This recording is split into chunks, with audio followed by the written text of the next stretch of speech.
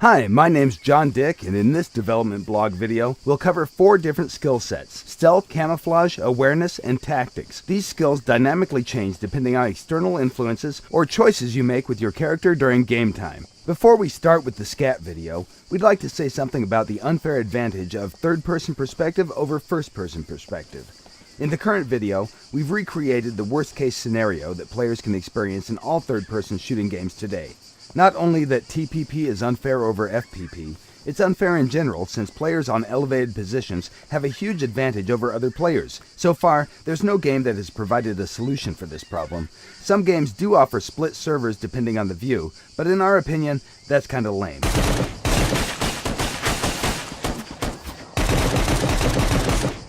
So, what exactly did we do to make things better? In Scum, everything you experience is a projection of what your character experiences in the game. No matter which view you prefer, you will not be able to see things if your character doesn't see them or feel them. This means if you want to see behind the wall, you'll have to take a peek and risk compromising your position. The moment you take a look, your character's awareness will kick in. What will be shown to you on the screen is a result of complex equations that involve your character's awareness and tactics skill versus the enemy's stealth and camouflage skills. The red outlines representing that tactics skill have been activated also. Notice that it works for both first-person and third-person perspective. Once tactics time expires, you'll lose information about the enemy's position. The only way to get it again is to take another look. Okay, let's cover the tactics skill first. Tactics is linked with the intelligence attribute and represents the ability to predict trajectories of objects in 3D space. Imagine you're looking through the window and notice a car slowing down at the crossroad with a left turn signal turned on. Even if you stop looking at that car, you'll have a rough idea about its trajectory. In the video, the character on the right has advanced level in tactics and is able to track its target much longer than the character on the left. Remember, tactics will not work if your target is in peripheral vision. It works only for central vision. Here you can see 3 players with 2 different awareness skill levels. While the first and third one are observing the surroundings more casually, the soldier in the middle has activated focus mode by holding down the right mouse button. The enemy soldier with the activated camouflage is sneaking directly towards them. The first character is what we call a trained observer. He has advanced awareness skill level and will notice the enemy almost immediately once he leaves the cover. The middle one with activated focus mode will notice the enemy a bit later. By being focused, your character is paying more attention, and that will give you a bonus to awareness's hotspot radius. The third soldier is the last to notice the enemy. As you train your characters to observe, hotspot radius will increase. Awareness skill will determine what is rendered and what isn't. And even if things are rendered, that doesn't mean that it will be easy to notice them. Well-camouflaged snipers can totally blend in with surroundings and become almost invisible. So, if focus mode is so great with the bonus multiplier, why shouldn't you use it all the time? The character on the right is using focus mode to observe the surroundings while jogging through the level. His stamina is dropping slightly faster than the stamina of the character on the left. The influence of the focus mode is really small, but still, if you combine all the other factors that impact your character's performance, it may be crucial in life and death situations.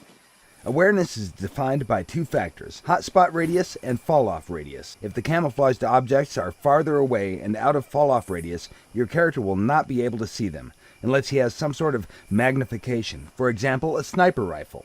All magnifying devices automatically add bonuses to hotspot and fall-off, making it easier for you to notice things at higher distances. Looking through the scope also automatically activates the focus mode. Awareness is not only useful in combat situations, it also provides you with benefits when you're searching for useful items like food or gear.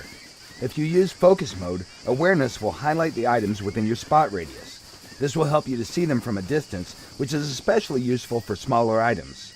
Characters with low awareness skill will have to come closer to detect the same items.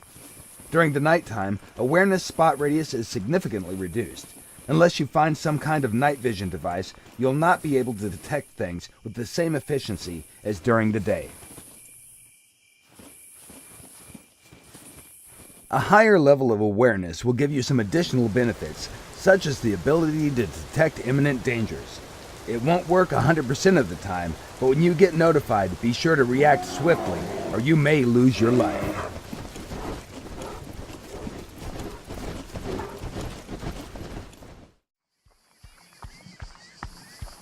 Okay, let's cover the stealth skill now. The stealth skill is linked with the dexterity attribute, but it also depends on other factors.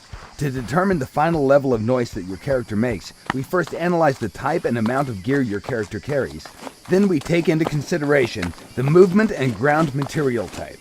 This is the starting point of the noise level calculations.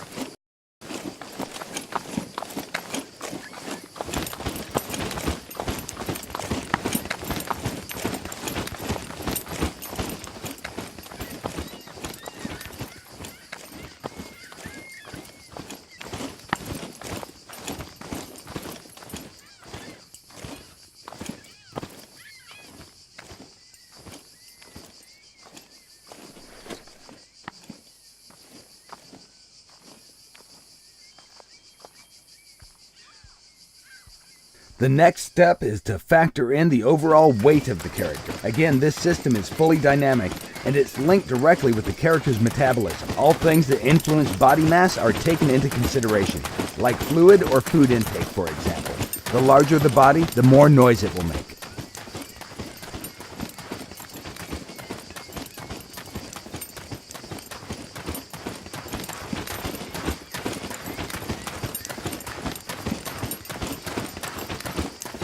Finally, the last thing taken into consideration is actual stealth skill level. The higher the skill, the better you silence the noise that your character makes.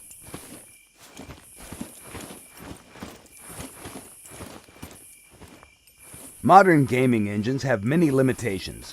Don't you simply hate when you think that you're safely hidden far away in dense foliage just to realize that you stick out like a dog's balls?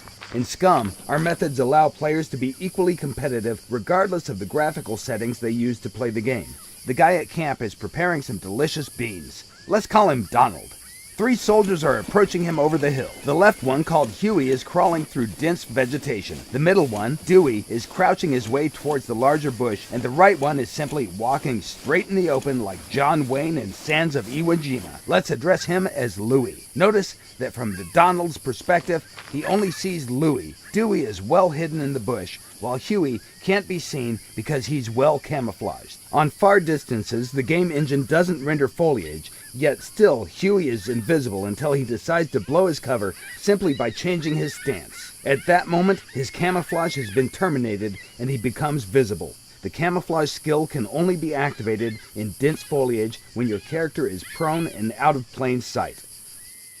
Everything you just saw is still in development, but in short, these were the basics of scat skills. Thank you for watching, and be sure to follow us on Facebook, Twitter, and our development blog at www.scumgame.com. By the way, did you notice all 7 people in this scene? No? Congratulations! You just got wasted. Get good, scrub. Don't forget to check out our other Scum videos for more features and general badassery. We'll see you next time.